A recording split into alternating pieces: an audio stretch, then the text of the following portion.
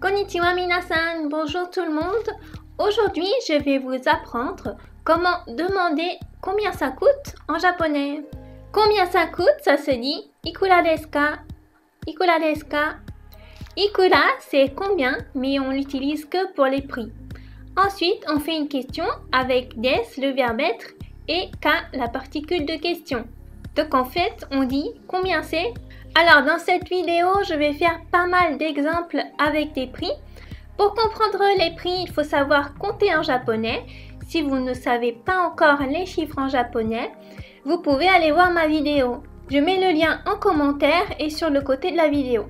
Et donc je voulais vous donner une idée de la conversion des prix pour un peu mieux comprendre.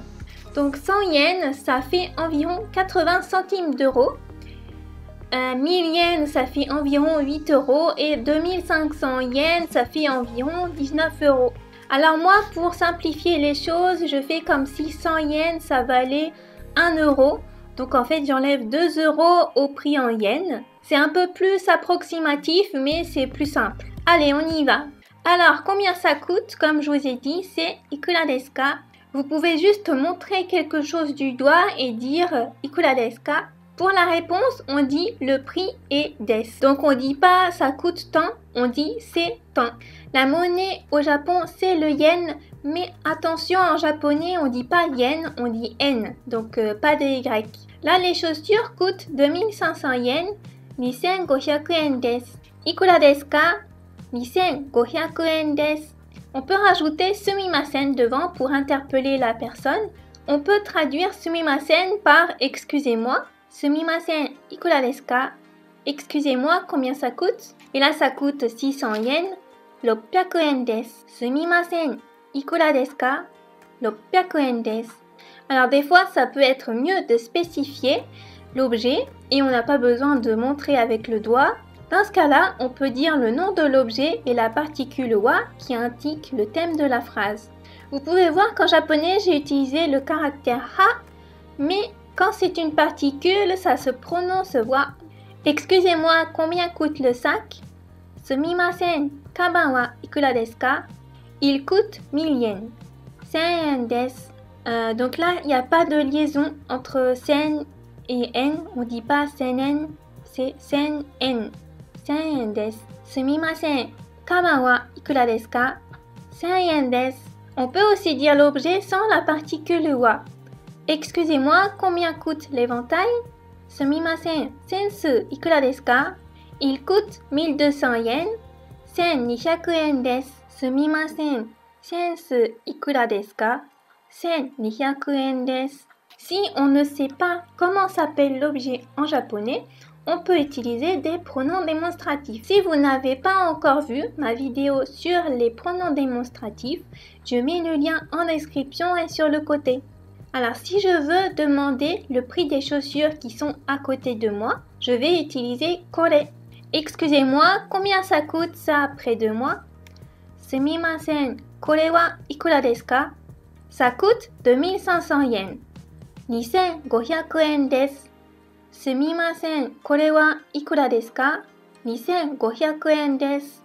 Cette fois, je veux savoir le prix du sac qui est à côté du vendeur. Et encore une fois, on peut enlever la particule wa, donc si vous y pensez, c'est bien, et sinon, c'est pas grave.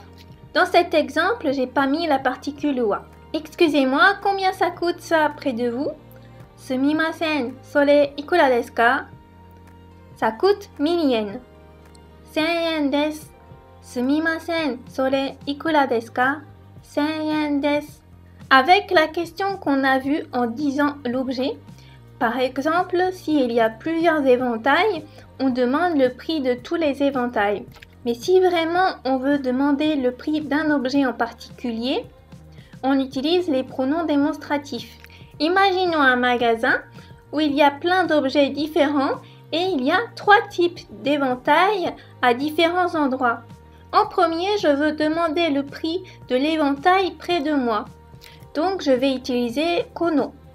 On peut toujours utiliser la particule wa ou pas, c'est comme on veut, donc là j'ai choisi de ne pas la mettre.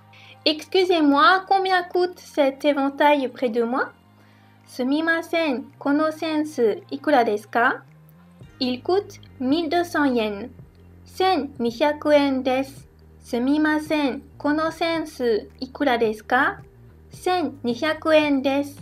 Pour demander le prix de l'éventail près du vendeur, par exemple, si l'éventail est à côté du vendeur à la caisse, je vais utiliser sono.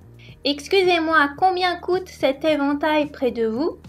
Sumimasen, sono sensu ikura desu ka? Il coûte 1400 yens. 1400 yen desu. Sumimasen, sono sensu ikura desu ka? 1400 yen desu.